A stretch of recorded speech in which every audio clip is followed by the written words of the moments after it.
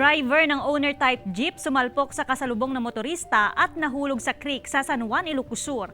Ang insidente sapul sa CCTV camera. Nakatutok si Ivy Hernando.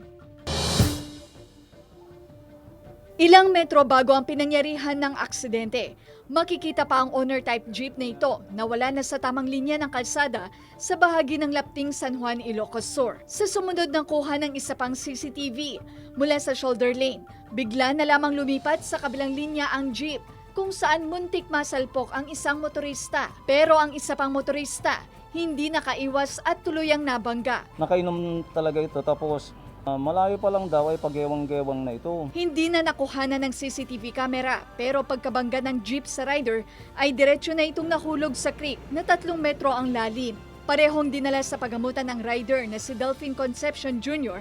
na nabali ang kaliwang paa at ang driver ng jeep na si Jeannie Sunyo na kalaunay binawian ng buhay. Kapag nagpasada kinigan, paawit ipunan. Diyan kat na inayad na lang kanumet na kung na din ikasarsaroon na nakamotormet lang. Namamasada ng tricycle si Delphine sa Bantay, Ilocos Sur, kaya humihingi ng tulong ang kanyang pamilya. Yan hamet nga kaskari lang makaruwar nila kay hospital, makapasada nga school. Idawat ni ate, tulong ma'am. Tumanggi na mabigay ng pahayag ang panig ng driver ng owner-type jeep. Kasama si Norman Raka, Ivy Hernando, Balitang Amianan.